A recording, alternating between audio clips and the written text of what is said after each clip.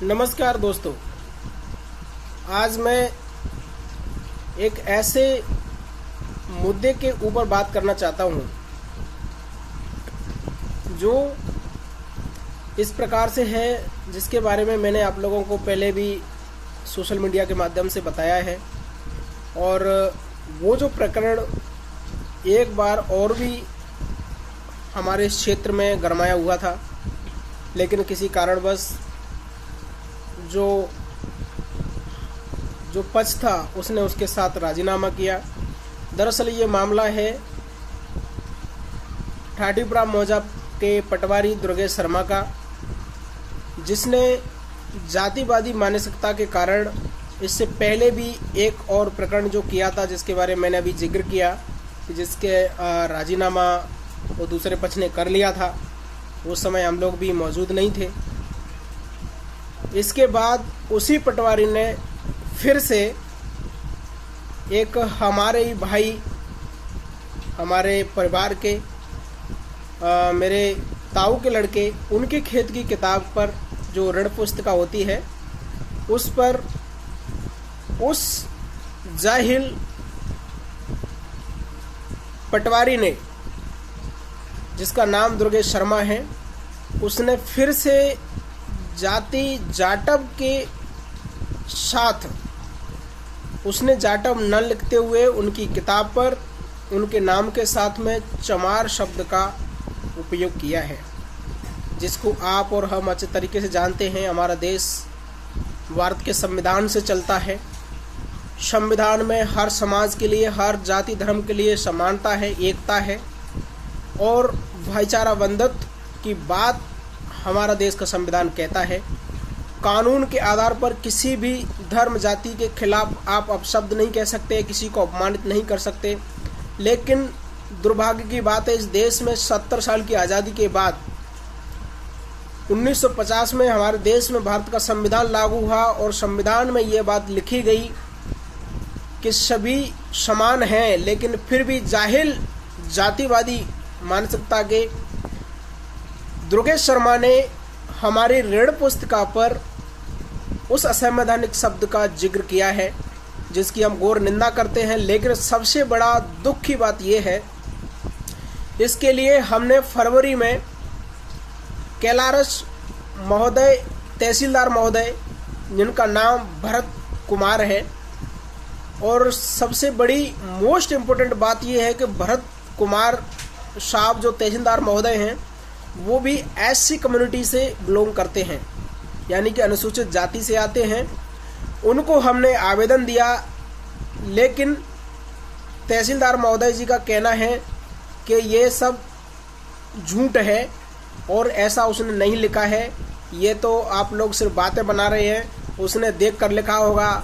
तमाम सारी बातें मेरे साथ उन्होंने की। मैंने तहसील में जाकर के उनके साथ में आवेदन दिया, उनके साथ मेरी बहस हुई। उन्होंने मुझे आश्वासन दिया और मैंने आवेदन देने के बाद उन्होंने कहा ठीक है, हम जांच कराएंगे। उस टाइम पर भी उन्होंने टालमटोल करने की कोशिश की, लेकिन मैं अपनी बात पढ़ गया था, क्योंकि मुझे किसी चीज़ का ये लालच और उस चीज़ का नहीं है, और न ही मैं चाहता हूं कि उस व्यक्ति के साथ अब कभी राजीनामा हो। मैंने हमारे जो गांव के भाई हैं उनको भी पूरी तरीके से बोला है कि राजीनामा नहीं होना चाहिए। तो इसकी कार्रवाई के लिए मैंने तहसीलदार महोदय को जो आवेदन दिया, उनसे आश्वासन मांगा। उनका आज तक भी उस पर कोई एक्शन नहीं हुआ है। और हास्यास्पद बातें तो ये होती है कि तहसीलदार महोदय उसको एवरी टाइम बचाने में लगे हुए हैं। खुद शेड्यूल कास्ट के होते हुए भी भरत कुमार तहसीलदार महोदय आवेदन देने के बाद मेरे पास, मैंने उसकी सीएम हेल्पलाइन में शिकायत भी की। नायब तहसीलदार महोदय का मेरे पास फ़ोन आया और बोलते हैं कि हमने उसको सुधार दिया है। अभी मैं आपको एक चीज़ बताता हूँ, मेरे पास जो नामांतरण हुआ था उस समय के डॉक्यूमेंट मैंने डाउनलोड करके नेट से निकाल लिए हैं। उसमें कहीं पर भी चमार शब्द का उपयोग नहीं है, सभी जगह जाटव लिखा है। फिर भी तहसीलदार, नायब तहसीलदार महोदय ये कहते हैं कि नहीं, उस समय यही लिखा था और वो हमने सुधार दिया है। मतलब उनका कहना यह है कि हमने अपमान भी करवा दिया और आपको गाली भी दिलवा दी, और घर बैठ करके खुद ही उन्होंने उसका समझौता कर लिया और माफी मांग ली कि हमने सुधार तो दिया। मतलब उनका कहना यह है कि आप लोग कुछ मत करो, हम जो कर लेंगे वो सब सही है, गलत कर दिया वो भी सही है और गलत को सुधार दिया वो भी सही है। इतनी मनमानी इस देश में, और इस देश का कर्मचारी वर्ग जो असंवैधानिक शब्द की परिभाषा को नहीं समझ रहा है, और संवैधानिक शब्द पर बैठकर ये नहीं समझ रहा है कि मेरी जिम्मेदारी क्या बनती है। मैं इसलिए तहसीलदार महोदय जी को फोन किया और एक दिन मेरे को बुलाया कि आप तहसील में आइए, हमने रिपोर्ट आपकी जांच करके मंगा ली है। जब मैं तहसील में गया तो मुझे बोला गया कि ठीक है हम लोग भेज देंगे और सुधार तो दिया, और अभी क्या क्या जरूरत है उसकी। मतलब अनाप शनाप बातें की गई, मतलब पूरे तरीके से अपमान अभी भी करना चाहते हैं और कर रहे हैं। आप देखिए कि इस प्रकार का जो माहौल और इस प्रकार की जो वार्तालाप कर्मचारी वर्ग कर रहा है कि उनको ऐसा लगता है कि ये लोग कुछ नहीं कर सकते। अब इसमें ऐसा लगता है मेरे ख्याल से तो कि कर्मचारियों ने जो जिम्मेदारी है, जो एक्शन लेना चाहिए उनको, मैंने उनको कहा आप हमें लिख के दीजिए, हम थाने में इनके खिलाफ FIR करवाएंगे। थाने का कहना है कि विभाग का मामला है, विभाग अगर उनको दोषी मानता है और हमें लिख के देता है तो हम FIR करने के लिए आधी रात में तैयार है। TI साहब से मेरी बात हो गई, थाने में भी मैंने बात कर लिया, अब मैंने सारे डॉक्यूमेंट निकाल के रख लिए हैं, लेकिन मुझे जांच रिपोर्ट देने के लिए इग्नोर किया जा रहा है। जांच रिपोर्ट नहीं दे रहे हैं तहसीलदार महोदय कैलारस, जिनका नाम भरत कुमार है, और नायब तहसीलदार महोदय अनाप शनाप बात कर रहे हैं। अभी इनकी ये सबसे बड़ी बात ये होती है कि उनका कहना यह है कि हमने सुधार करवा दिया। हम तो कहते हैं हमें सुधार की करवाने की जरूरत ही नहीं है ना, आपने जो पहले था वो रहने दीजिए, हमें कोई प्रॉब्लम नहीं है, आप रहने दीजिए, आप हमें जैसा का तैसे लिख के दीजिए। मैं आपको दावे के साथ कहता हूं उन लोगों ने सुधार कुछ नहीं करवाया है, पहले से ही सही लिखा हुआ था। उनका कहना है कि इंटरनेट पे जो डाटा जो कचरे पे जो नाम चढ़ता है उसमें पहले से चमार लिखा था, इसलिए पटवारी ने ऐसा लिखा है। तहसीलदार और नायब तहसीलदार ऐसी बातें बोल रहे हैं, क्यों? क्योंकि उसको बचाना चाहते हैं। बचाना क्यों चाहते हैं? कि उन्होंने मोटी रकम तहसीलदार ने ली है, नायब तहसीलदार ने मोटी रकम ली होगी, ये मेरा अनुमान है, ये मैं आरोप लगा रहा हूं कि उन्होंने मोटी रकम ली होगी कि उसको बचाने के लिए, पटवारी को, इसलिए वो लोग ऐसी बातें कर रहे हैं, नहीं तो ऐसी बातें करते नहीं।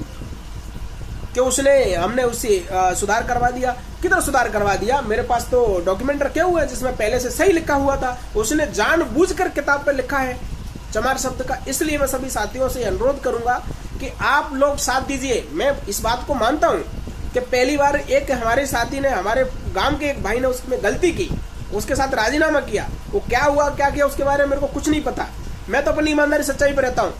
ठीक है, अगर किसी ने एक बार कुछ किया है, जैसे कि अगर बाबा साहब ने इस देश में तमाम लड़ाई लड़ी, इस देश को संविधान दिया, फिर भी अगर वो इस देश में एक अच्छे मुकाम पर नहीं पहुंच पाए, तो क्या अभी हम लोग ये बोलें कि लोगों ने बाबा साहब को समझा नहीं उस समय, तो अभी हम लोगों के साथ पढ़ाना बंद कर दें?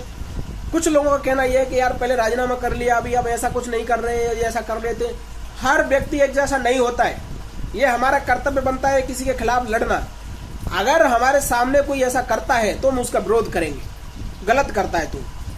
अगर कोई इसमें पीछे हटता है तो हम उसका विरोध करेंगे, लेकिन अभी अगर गलत हुआ है तो हम उसका भी विरोध करना चाहते हैं। इसलिए मैं सभी साथियों से अनुरोध करूंगा कि तहसीलदार महोदय को फोन लगाइए, फोन नंबर नहीं है, फोन नंबर मैं दूंगा, और मैं आगे की कार्रवाई करने के लिए मैंने लेटर लिखा है, आप ये भी हम आवेदन देंगे, और थाने में भी मैं जाऊंगा। मेरे TI साहब से बात हुई है, अब 1-2 दिन के अंदर हम TI साहब जाकर के बात करेंगे, मैं सारे डॉक्यूमेंट दिखाऊंगा कि सभी पे पहले से सब कुछ लिखा हुआ है। फिर भी तहसीलदार महोदय ये कहते हैं कि हमने उसमें सुधार करवा दिया। सुधार आपने किधर करवा दिया, कहां पर करवा दिया, और कहां पर लिखा था जहां पर आपने सुधार किया? तो कुछ भी देने को तैयार नहीं है। यानी कि पूरी तरीके से तानाशाही, गुंडागर्दी और पूरी तरीके से वो दबाना चाहते हैं तहसीलदार महोदय और नायब तहसीलदार। ऐसे तानाशाही सरकार को, तानाशाही सरकार के कर्मचारी वर्ग को, अब आप देखिए, एक ये मामला नहीं है, ऐसे कई एक मामले हैं जिनमें कर्मचारी वर्ग तानाशाही दिखाता है। किसी भी ग्राम पंचायत, किसी भी गांव में देखिए, विकास के नाम पर अगर देखा जाए तो 0% इसका विकास होता है। तमाम करोड़ों रुपए का पैसा आता है पंचायतों में, ग्रामीणों में। गरीब मजदूर बेचारा पानी के लिए तरसता है, खाद्यान्न के लिए तरसता है और योजनाओं के लिए तरसता है, लेकिन कुछ भी काम जमीन पर नहीं होता। मेरे पास डॉक्यूमेंट रखे हैं, GPDP कॉपी रखी है, जो पंचायत में बनती है, विकास के नाम पर उसकी योजना बनाई जाती है, जो ग्राम सभा की बैठक होती है वो सारी योजनाएं बनाई जाती हैं, उसमें लिखा जाता है, सील साइन होते हैं सरपंच सेक्रेटरी के, सारे ऑथेंटिकेटेड डॉक्यूमेंट रहते हैं। मैंने पूरे डॉक्यूमेंट इंटरनेट से निकाल के रखा है कि कितना काम पंचायत में होना चाहिए, किसकी कितनी कितनी लागत है, क्या बजट है उसका। लेकिन एक भी कर्मचारी दफ्तर से आकर के बाहर निकल के नहीं देखता है गरीब किसान मजदूर और गाँवों में क्या विकास हुआ है। ये मैं बोलना इसलिए चाहता हूँ, मेरा ये फर्ज बनता है, मुझे इससे कुछ लेना देना नहीं, मैं अपनी नौकरी कर रहा हूँ, बाहर चला जाऊंगा, लेकिन मेरा ये फर्ज बनता है कि जब देख रहा हूं तो क्षेत्र में क्या हो रहा है, त्राही मची हुई है, खंडर पड़ा हुआ है पूरा क्षेत्र, करोड़ों रुपए, एक साल का 2.5 से 3 करोड़ रुपए का बजट है, किधर गया पैसा, कौन खा गया पैसा। सारे अधिकारी कर्मचारी मैं चैलेंज करता हूं, मैं वायदा करता हूं और आपको पूर्ण विश्वास के साथ कहता हूं, कॉन्फिडेंस से कहता हूं, नीचे से लगा करके ऊपर तक साले सब करप्ट है, भ्रष्टाचारी है, दोषी है, लोगों से 20-20 हजार रुपए की रिश्वत मांगते हैं, 10-10 हजार रुपए की रिश्वत मांगते हैं, आवास में लेते हैं, लोगों से राशन कार्ड बनाने के लिए पैसे लेते हैं, पटवारी पैसे लेता है, तहसीलदार नामांतरण के पैसे लेता है, सीओ आवास के पैसे लेता है, और लोगों की जब किसान मजदूर जब अपने बच्ची की शादी करता है उसके फॉर्म कागज बनाते हैं, उसमें 50 बार घुमाया जाता है, 2 साल हो जाती, बेचारे को पैसे नहीं मिलते। जब पैसे मिलने की बात आती है तो कहते हैं आपको तो 2 साल हो गए, आपकी शादी कब हुई, इसकी जांच करेंगे, तमाम बातें करते हैं, फॉर्म रिजेक्ट कर देते हैं, 20-20, 22-22, 25-25 हजार रुपए की रिश्वत मांगते हैं एक अधिकारी कर्मचारी। बस फर्क यह है कि इनका किसी के पास सबूत नहीं है, गाँव में बेचारा मजदूर रहता है, उसके पास इतनी नॉलेज नहीं है कि हम इसका प्रूफ कैसे रखें, इसलिए वो लोग हमसे ऐसी बातें करते हैं कि आप हमें बताइए कि हमने क्या किया है, क्योंकि उनके साथ आंखों में आंख डाल करके कोई बात करने वाले यहाँ पर नहीं है। मैं चैलेंज करता हूँ कि साले सब लोग भ्रष्ट हैं, ये अधिकारी कर्मचारी, और क्षेत्र में आकर के नहीं देखते कि कितनी समस्या है, कितना विकास हुआ है। इसलिए मैं आप सबसे कहना चाहता हूँ, मेरे पास ऑथेंटिकेट डॉक्यूमेंट है, अगर उसमें हिम्मत है और तो करके दिखा दे कि यहाँ पर चमार शब्द लिखा था, मैं उस पटवारी और तहसीलदार के घर में जाकर के नौकरी काम करने का काम करूंगा। लेकिन ये लोग उसको बचाना चाहते हैं और भ्रष्ट हैं, जातिवादी है, ये लोगों को दबाना चाहते हैं कि आगे कोई ऐसा व्यक्ति सामने निकल कर ना आए जो लोगों को जगाए। तहसीलदार भरत कुमार सिंह ने एक दिन मेरे को यह कहा था कि आपने पूरे गांव का ठेका लिया है। वो ये चाहते हैं कि कोई ऐसा शिक्षित और होनहार व्यक्ति किसी की आवाज ना उठाए, वो चाहते हैं गरीब किसान मजदूर चुपचाप घर पे बैठा रहे, हम यहाँ दफ्तरों में बैठ करके एसी में ऐसा आराम करते रहे। मैंने गांव के ये खस समाज के व्यक्ति ने मेरे पास आकर के मदद मांगी कि दुर्गेश शर्मा पटवारी ने नामांतरण के नाम पर मेरे से 5,000 रुपए की रिश्वत मांगी है और भैया मेरा अभी तक काम नहीं किया। मैंने उसकी सीएम हेल्पलाइन शिकायत की, तहसीलदार ने मुझे बुलाया, मैंने तहसीलदार के सामने पटवारी को आमने सामने कराया और बात करी। तहसीलदार ने खुद यस किया कि हाँ इसने पैसे लिए, मैं पैसे लौटाऊंगा। पटवारी ने पैसे नहीं, तहसीलदार ने पैसे लिए थे। नामांतरण में 20-20 हजार रुपए की 10-10 हजार रुपए की रिश्वत लेते हैं, जबकि मात्र 100 रुपए में नामांतरण, जिसको दाखिल काज कहते हैं, 100 रुपए में होता है, केवल 100 रुपए में। फिर मैंने तहसीलदार के साथ झगड़ा किया और उसके साथ बहस की और 100 रुपए में अपने प्लॉट का मैंने रजिस्ट्री का वो करवाया नामांतरण, और इन लोगों को बेवकूफ बनाते और कह रहा था कि हमारे पास कोई आता नहीं है। मैंने कहा आप लोग काम ही नहीं करते, कौन लोग आपके पास कहां से आएगा, आप लोग लोगों को घुमाते हो, किसान मजदूर चक्कर काटता रहता है, फिर वो जाकर के किसी दलाल को पकड़ता है और 15 से 20 हजार रुपए रिश्वत देता है, तब काम करते हो आप उसका। और वो पैसा घूम फिर के सबसे नीचे से वो सभी घूम फिर के जाकर के चक्कर लगा के वो बड़े अधिकारियों के पास जाता है और बात करते हैं ऐसी कि इनसे बड़ा दूध का थुला कोई नहीं है। इनके घरों में जो रोटी पानी जो बन रहा है, इनके बच्चे जो खा रहे हैं आपके हमारे पैसे से खा रहे हैं, तनख्वाह जिनके लिए आती है जो हमारे तुम्हारे पैसे से आती है। आपको समझना पड़ेगा, ग्राम किसान मजदूर को समझना पड़ेगा। मैं आपको देता हूं, मेरे से बात करिए, किस पंचायत का आपको डाटा चाहिए, कौन से गांव में कितना पैसा आया है, मैं निकाल के देता हूं, ऑथेंटिकेटेड निकाल के देता हूं। आपके सरपंच की सेक्रेटरी की सील लगा हुआ डाटा देता हूं, जिसपे उन्होंने अपना ग्राम सभा की मीटिंग की है और उसका बजट बनाया है कि हम ये काम करेंगे, इसकी लागत इतनी है, फलानी जगह पर करेंगे। मैं निकाल के देता हूं, मेरे पास रखा है। कौन सा अधिकारी है, कौन सा सीओ, डीओ और बीओ और कलेक्टर मेरे से आकर के बहस करे कि आप लोगों ने कितना काम करके दिखाया? जीरो। मैं कहता हूं आप उसको कोर्ट में लगा दिए, साले सब सस्पेंड होंगे, एक भी नहीं बचेगा, एक भी नहीं बचेगा।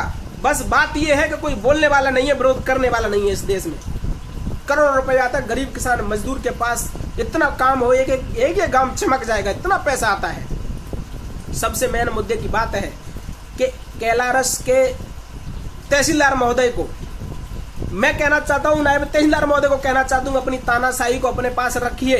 राजेश दोबारा फोन नहीं लगाएगा अब तुम्हारे पास, और न तहसील में जाएगा उस रिपोर्ट लेने के लिए। अब मेरे अंदर अगर ताकत होगी तुम घर देने आओगे। अब देखना मेरी ताकत। तुम लोगों ने ये कहा था कि हमारे पास नहीं है, आप घर जाइए, हमने सुधार तो कर दिया।